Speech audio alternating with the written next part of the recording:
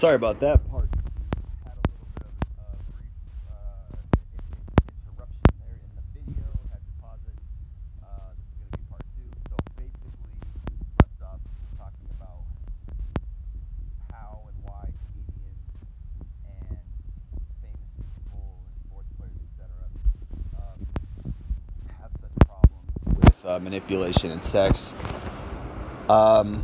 just two examples. I'm using the example of Andrew Tate. I'm using the example of Chris D'Elia. These are these are examples of bad behavior. But these are the guys who got caught. Now imagine how much dirt goes on. You know, obviously we all know about Leonardo DiCaprio, somebody who has been using his fame and his prestige in Hollywood to just be a complete lecher, be a complete degenerate for most of his life, as far as we know. I mean, I can remember 10 years ago, maybe even 15 years ago, um, hearing about Leonardo DiCaprio's exploits with women, you know, and he's still doing it. It's like these guys aren't settling down; they're not getting married. Well, Chris D'Elia is married, but you might as well not be married. You can cheat on your wife a bunch of times, which is another sign of the times, sign of how degenerate we've all become. Which is that here you have a guy who cheated on his wife dozens, maybe more times with very questionably young women at his comedy shows. And I'm not sitting here judging him per se, but let's look at the situation. You know, maybe he's got a problem, maybe he's got a sex addiction, or maybe the dude's just horny. You know, maybe he's just never got any. You know, and this is something that I think it was I forget who it was. Somebody was analyzing the what's his name? Oh my gosh, Kevin Hart. Kevin Hart's situation a while ago when he cheated on his wife and they got a divorce. So did Shaq. Shaquille O'Neal cheated on his wife and they got a divorce. So did Dr. Dre, I think. There was, you know, so it goes on and on and on. There's so many examples of divorce in these high profile cases, you know, and I forget who it was, but they were talking about Kevin Hart, how Kevin Hart never got any before he became famous. He never got laid, he never got sex with women, he never got attention from women. Now all of a sudden he's one of the most famous, he's one of the most famous comedians ever, and he's getting options. So what does he do? He's got a wife and kids, but he cheats on his wife, and then they get a divorce because he's never had those options before, which I would agree with. And it's the same kind of deal with someone like Chris D'Elia. That's what I was, you know, let's talk about earlier. Is that like I think even though Chris D'Elia had a good upbringing, you know, Andrew Tate didn't have a good upbringing. They grew up poor. He saw a lot of damage, which is what causes you to have the mindset and be, you know, be criminal minded. How Andrew Tate is, you have to kind of be around pimps. You kind of have to be around that lifestyle. The reason why I know that is because I grew up poor, and I grew up listening to pimp type music, and I was around street guys a little bit in my days back in the '90s, and I know that type of danger. I know that type of, I don't know the right word for it, debauchery, or just it's a dead end. But there's an attraction to it.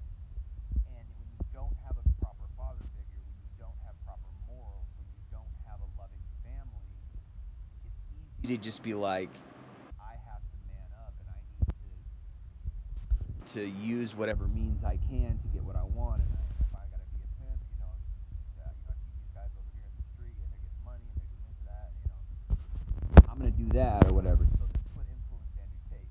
With Chris D'Elia, it's a little different. So, but I think it's also similar to what happened with Kevin Hart. Is that growing up, these guys, Chris D'Elia's a little dorky looking, even though he's funny and he's got confidence and he can get women now. But I don't think growing up he was able to get women, and I think that had a lot to do with his psyche. But anyway, my whole point is that from the male perspective, right?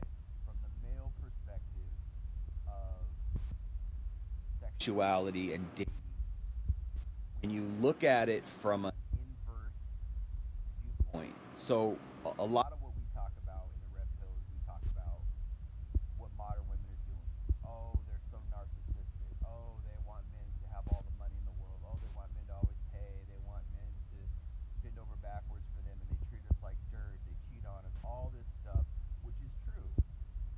the inverse reaction to that. How is that affecting men? How are men adapting to that? How are men um, adapting to never getting any compliments, never getting asked out on a date, always getting rejected, all the burdens on our shoulders to approach them and ask them on dates, and we've got to perform, and we've got to be famous, and we've got to be rich.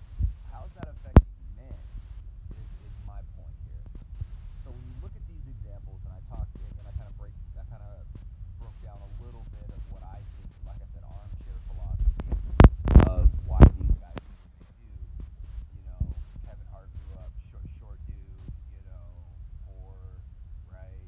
Didn't have any attention until he became a comedian. He got famous, and all of a sudden, once he became a comedian, got famous. All these women are giving him attention because he's one of the most famous guys in the world now. And what's he gonna do? He's gonna have a bunch of sex. So he cheats on his wife, and they get a divorce, right?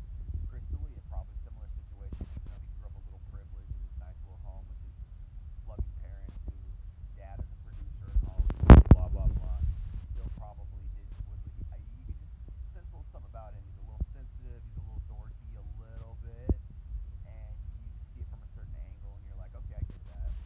And has some hang-ups, has some quirks a little bit, even though he portrays himself like he's pretty great. I think growing up, he probably was rejected a lot, or he might have been a little quirky or a little dorky in certain ways, even though he might have had friends and stuff. He was a little something's a little off about Chris, and obviously you have to be to do the weird stuff he did with women. And I'm saying that as somebody who likes Chris, as somebody who has laughed a lot to Chris, and so I'm not trying to like backstab him or like betray him, or I mean, even though I don't owe him anything, I don't know the guy, but it was hard for me to watch that, and then to see that happen, and it was out of left field, and I was just like, wow, I can't believe that happened. And I think I even made a video about how like his friends turned on him so quick, and like pointing out how like you got friends and they turn on you, but at the same time, it's like, oh wow, you know, he's doing some pretty shady stuff, and I didn't really know the full extent of what he was doing, you know, really recently, and I was like, oh, so he was doing some force and some stuff that sounds like sexual assault on really really young girls, and were they all 18? That's questionable.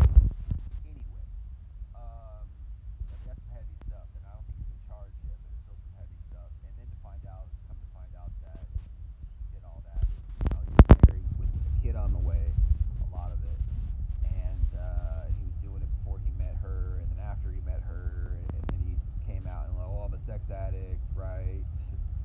And which maybe, or maybe he's a dude who's just horny and never got any, and then all of a sudden is trying to use his fame to, you know, to get laid. But what's sad about that is he cheats on his wife, and what's crazy too is you look at his wife and you're like, oh, she's a very pretty girl, but why wouldn't she leave him? Why wouldn't she divorce him? Because a lot of women today, and I've seen this happen, it's a weird thing, but they have this thing where they're like, there's actually they actually try not to have a double standard. So in their mind, they're like, well, you know, it's just sex, you know, and you know, I was promiscuous, and you know, and they're a little bit smarter than the average dumb street, you know, girl for the streets, and so. But they're not really totally that smart, or they totally don't have that much self-respect. So they think like, well, you know, it's just sex, and like, you know, I was promiscuous, and I know a lot of guys out there are attacking women, you know, for being promiscuous. So I'm going to be different. I'm just going to forgive him, and it's just like, maybe there's some of that, or maybe there's like, well, Chris is like worth $16 million or something like that, 15 million dollars, and he's got a bright future, and he's a funny guy, and I guess he's kind of loving or whatever. So I'm just gonna stick it out because I don't know if I can find anybody better, and maybe she really did love him, whatever. But you gotta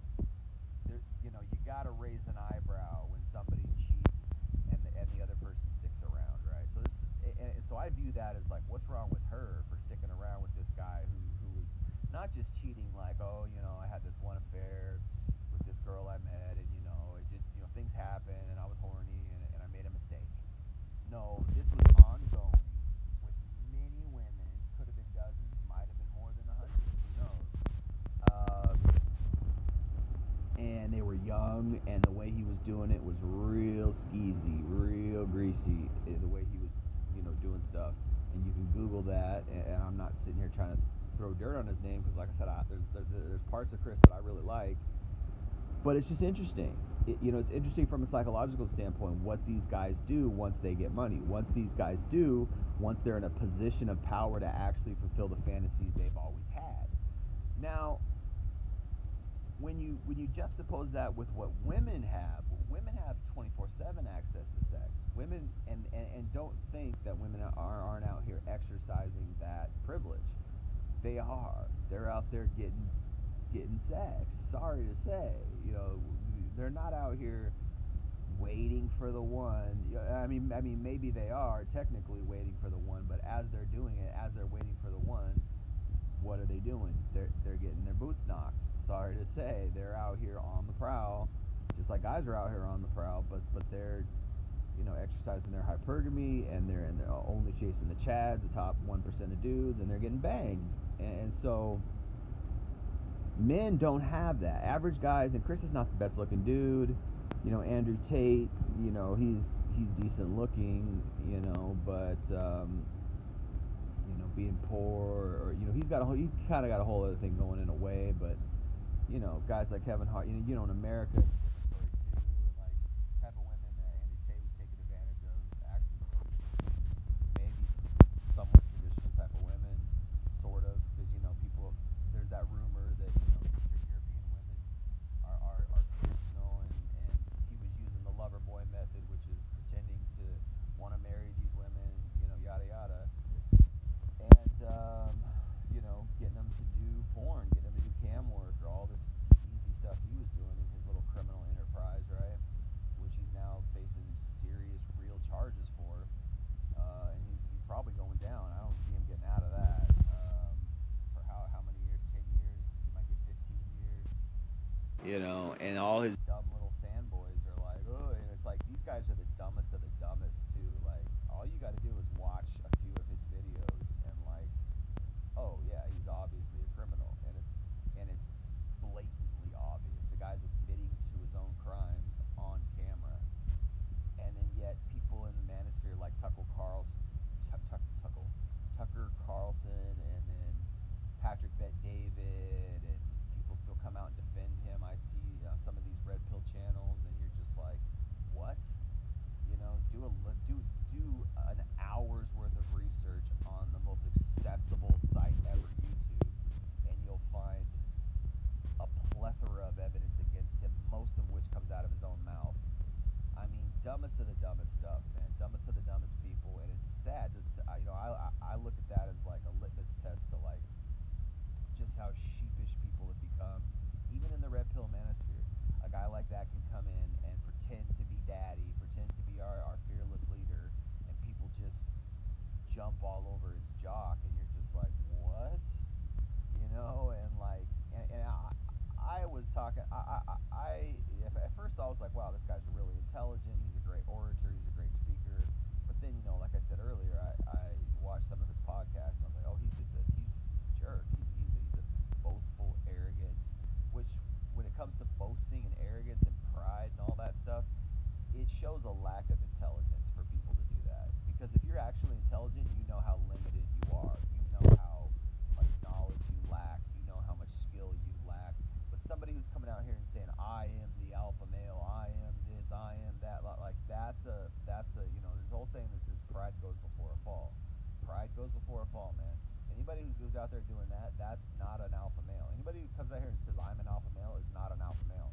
Anybody who's like, I'm a sigma male, is not a sigma male. You're not any of the things you claim to be, because you disqualify yourself with your dumb, boastful arrogance.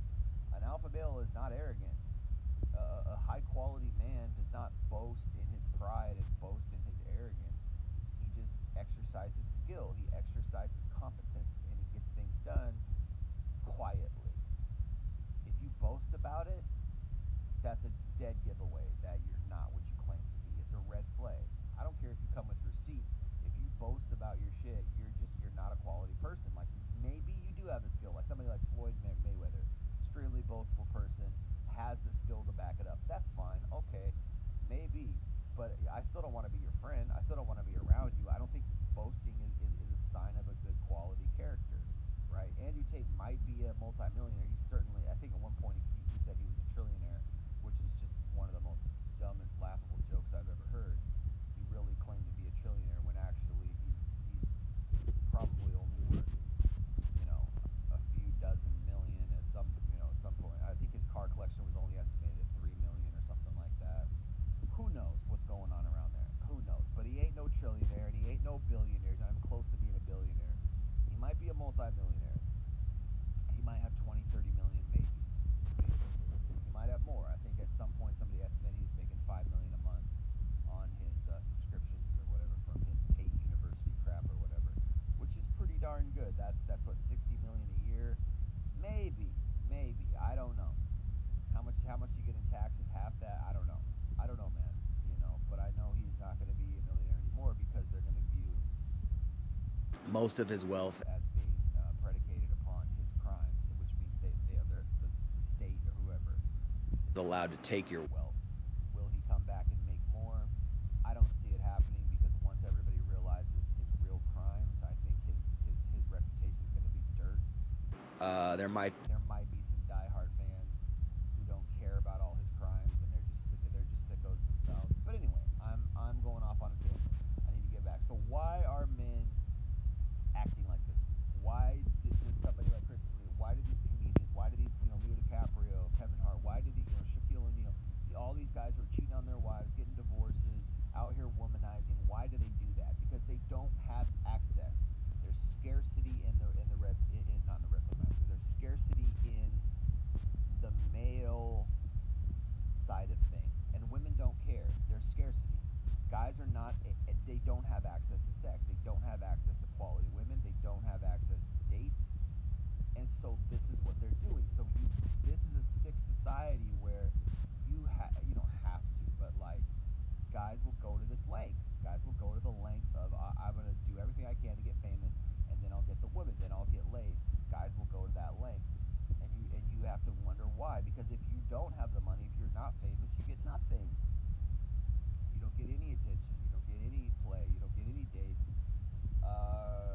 For the most part, if you're not a top 10% man, it's like that old saying, second place is the first loser. If you're not first, you're last. Ricky Bobby, right? It's kind of true when it comes to women. If you're not number one, they don't want you.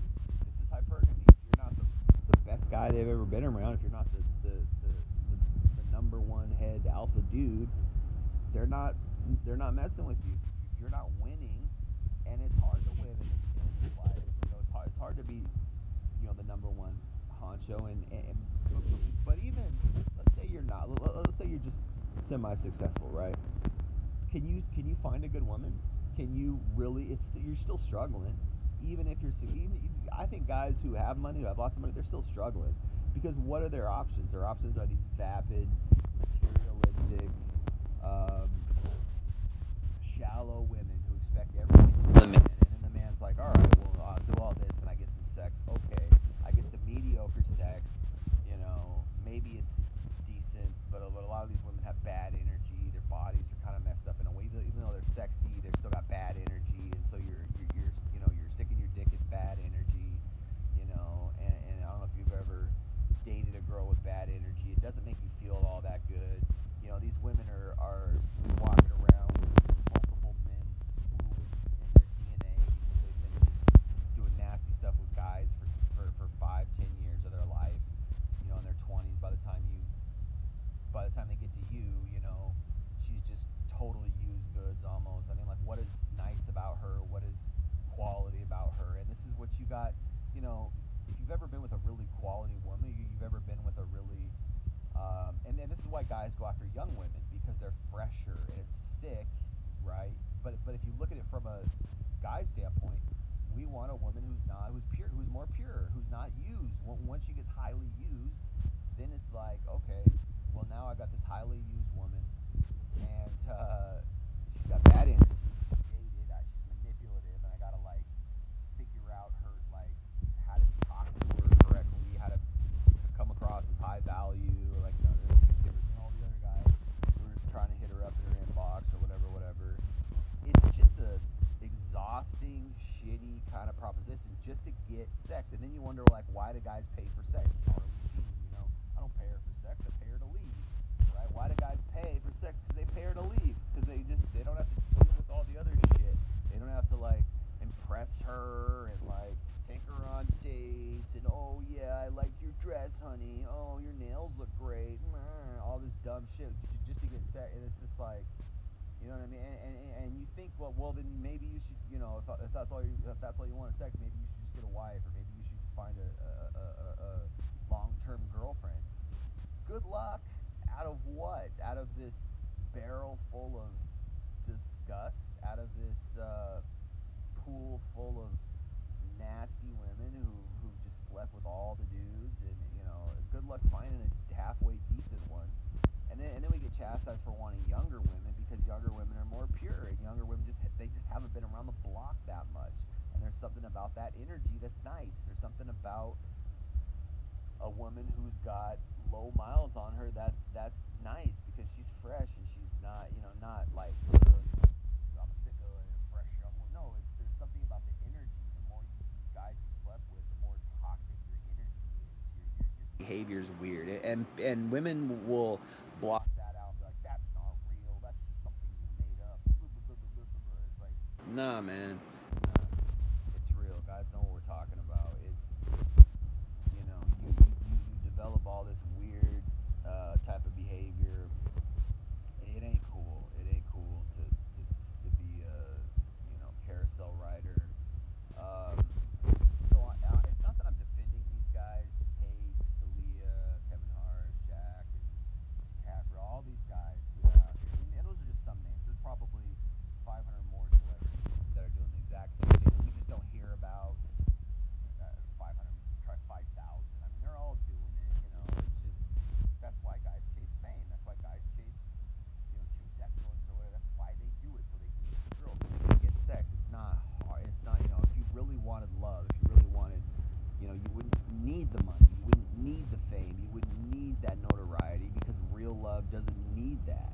You would think, unless you get into female nature, that it's like, well, it's hypergamy, you're paying for love. There's a whole other red pill mountain to come after, but this is why these guys are chasing that fame, right? This is why they're doing it, right? It's not about love. It's about getting what they want that they were always denied, and then it's like they feel like they're owed something. Oh, hell yeah! Oh, the girls are all at the concert. The girls are all chasing the sports players. I'm gonna go do that, and then I'm gonna get the girls, and then guess what? It works, right? And then you wonder why these guys become skeezy. You wonder why, like, they're just womanizers. And then the funny thing is too is the girls in these situations are like, this guy's such a jerk. Oh, I don't like womanizers. But they're the ones who perpetuated that scenario. You're the ones who created that scenario. If you gave regular guys a chance, if you really wanted a good guy, just go into your DMs and pick one. They're everywhere. There's good guys everywhere. It's just they don't want the good guy. They want the bad boys. They want the famous guys. They want the top guys. If you ever get a chance, I would say go watch this movie with Mark Wahlberg. It's called Rockstar. Mark Wahlberg actually has made some good movies. Go watch Rockstar. I think it has Mark Wahlberg, Jennifer Aniston. I think it was made in like 2001, 2002, something like that.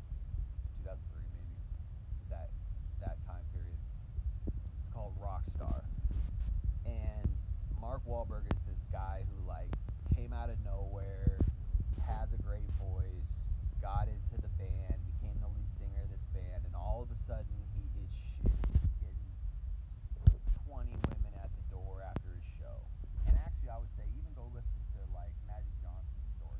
Go listen to Laker's story about how like I read somewhere that Magic Johnson would sleep with like 20 women a day. Seriously, because they would every practice in Los Angeles, they would just line up outside his. After every practice, after every game, they would line up outside his motel room or his hotel or wherever he was staying, and he would just bang them out. Go watch that movie Rockstar. This is what's happening. These guys are, when you're that famous, you have women who come to your show, you have women who just they hop on the tour bus, they hop in the motel, they hop in the hotel, whatever, and you got 5 or 10 of them wherever you go, at least wherever you go. Go watch that movie Rockstar. He's got these women, and there's this one scene where this girl's like, this guy, he's getting sucked off by this one girl. Seriously, he's getting sucked off by this one girl, and this other girl's like, hey, can you hurry up? I gotta go to work in an hour, and my kid needs food or something like that. She wants to suck him off too, and it's just like, once this one girl's done sucking him off, this other girl's gonna come behind and suck him off. And there's no exchange of money. There's nothing in it for the women. They just want to suck off a famous guy, and then you gotta think, what is it that's in female nature that is sexually attractive to successful men, and why is it so ingrained in them? Why is it so strong of an attraction? And it's like, wow. And then you look at that and you're like, well, no wonder guys are doing all this, because you got this porn out here, and you're looking at the most gorgeous women on the planet, and you're like, these women are doing the nastiest stuff for the whole world to see, all for a little bit of money, and then here you are, you can't even get a date with like a 2 out of 10. These 2 out of 10 women out here thinking that they deserve a high quality man, because that's how crazy the dating scene is. That's how insane the what's the word? The whole inflation of sexuality has become. You can't even afford it. A decent looking guy, tall, good looking, if he's not famous or rich, he can't even get a 2 out of 10 anymore. In some areas, I would say. I don't know him, but it's insane their nature. And then you look at that and you're like, oh yeah, that totally makes sense why these guys are cheating on their wives. That totally makes sense why these guys want to be famous. That totally makes sense why these guys will do anything, including criminal acts or whatever, to get enough money to get women, to get enough money to get that fame and live that life, because they don't want to live a regular life. They don't want to go work a 9 to 5, because that's not what life's about anymore. Life is about being a baller. Life is about living in a mansion. Life is about eating, $1,000 plates of food at a restaurant, going on vacations every weekend, balling out at the club, flashing your chains, $1 million cars. That's what life is really about. You're not living if you're not living that life. And then you have people who actually have decent little lives, or the opportunity to have decent little lives, and they're miserable because they're watching these people on social media living these lives, and they're like, why can't I live that life? I want a mansion, I want $1 million car, I want all these women, and you're just like, well, no wonder people are miserable, no wonder people are angry, no wonder people aren't fulfilled, because that's not a normal life. That's not viable for anybody besides the top 0.001% of lucky people who happen to have the right talent and timing and scenario, or if you're somebody like Tate, you happen to have the right type of pimp skills to get what you want and get your millions of dollars by forcing girls to do cam shows, allegedly. At least what people are saying, from what the evidence is, what I've heard, coming from out of his own mouth, manipulating and frauding women out of money, whatever, to live his little lavish lifestyle that everybody's like, oh, Andrew Tate is the leader of he's the one, he's Keanu Reeves in the Matrix, woo, woo, woo. He's gonna free us all from the Matrix. Like, no, he's gonna take your money, he's gonna laugh all the way to the bank, and he's gonna bang his 10 supermodel girlfriends, and he's gonna pretend to be a Muslim, and he's gonna continue to sell you on the red pill, and he's gonna continue to make money off of you from his Tate University. But unfortunately, or I should say fortunately, for all these dumb dummies who follow him, like, he's a criminal, and he's probably gonna be in prison for the next 10 years or more for doing what he did. And your hero is a fraud, right? So anyway, and then, Chris D'Elia might be facing charges at some point, and even though I've been watching the last few days and laughing at his stuff, he's endearing, he's funny, he makes you laugh, he's like, makes you feel stuff. Then you're like, you go read what he did, and you're like, damn, that's jacked up. He really did some stuff. Anyway, so my point is not to necessarily disparage these people, throw dirt on these guys' names. It's to look at the sick created by hypergamy, by modern feminism, by second wave feminism, by these promiscuous young women who think there's no consequences for their actions, who are out here taking advantage of men, disrespecting men, talking down on most men, out here only having sex, even though they're having sex all the time, only having sex with the top 1 to 10% of guys, right? And I'm not saying that they should lower their standards per se. How about you just get married? How about we have a revolution of love again? How about we have a revolution of family again? But that's not going to happen because people, first of all, it's already too late for most of these young women because they're already damaged goods. They're already too warped and damaged to even be good spouses, right? Second of all, there's too much benefits. There's too much personal, quick benefits to just being a hoe. Oh, I'm going to go make $1 million on OnlyFans like Bad Barbie did. The little Cash Me Outside girl or whatever is just the first day she got on OnlyFans. I think she made $1 million or $10 million or some wacky number, and she's worth like $50 million or maybe even more. And it's wacky the amount of money that these people are getting in this sick world. And then you're wondering like, why is the economy falling apart? Why is politics so corrupt? Why is there negativity going around the world? Why is everybody fighting? Why is there crime going up? Why is there wars? And you're just like, nobody has values. Nobody puts God first. Nobody wants to help out or love their neighbor or care for. Everybody's being selfish. This selfish generation, So this is why these guys are out here doing this. And so, from a red pill perspective, you have to say that's not healthy either. That's not that's sick in and of itself that these guys are out here doing. The whole thing is cyclical. The whole thing is synergistic. The women are doing this messed up stuff, so the men are doing this messed up stuff. And it's because women need a quality woman to love. Women need a quality woman to come home to support them. And how often does that happen? How often does even guys who get married, are they marrying quality women, or are they just settling?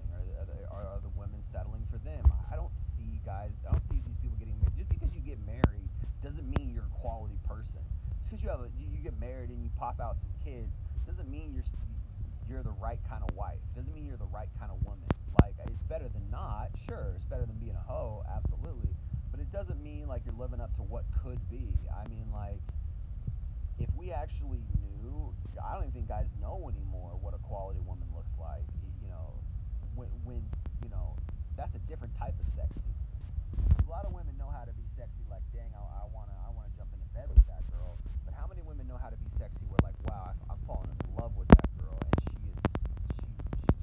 she makes me feel things on a different level, not just like, oh, she gives me a boner, but oh, I feel things in my heart and in my stomach and my emotions that I've never felt before because she is so amazing. How often does that happen anymore, right? Probably, I don't know, man. Very rarely. And I've said this before on my channel, most of the relationships out here are just an exchange of resources for intimacy. Most of the marriages, oh, the guy got a home, he got a house, now he gets the wife, and they pop out a kid, and la la la. And people think like, well, that's the way it's supposed to be. That's all. It's like, it could be way better if you were better people. It could be way better if you weren't used goods. It could be way better if it wasn't just like this pragmatic, practical exchange of resources for intimacy type of marriage.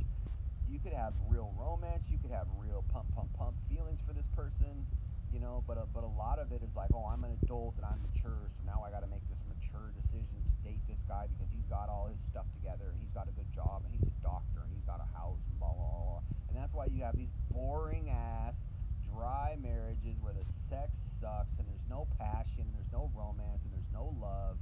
And there you go, because it's all about money. It's all about the circumstances and the financial provisions and blah blah blah. And then of course, I don't think a lot of women want that either. I don't think a lot of women are like, I don't want to just marry some dude because he's got money. I think a lot of women are still secretly looking for that passionate romance, but they're also sleeping around as they're doing it, so they can never get it because once you have sex with a girl, the romance is gone. You lose respect for her, especially if it's on like the first date or even the first week you met her. You lose respect for the girl. She's just another conquest. She knows it, and then she wants to have sex, and then it becomes raunchy, and the whole thing's messed up. It's all jacked up.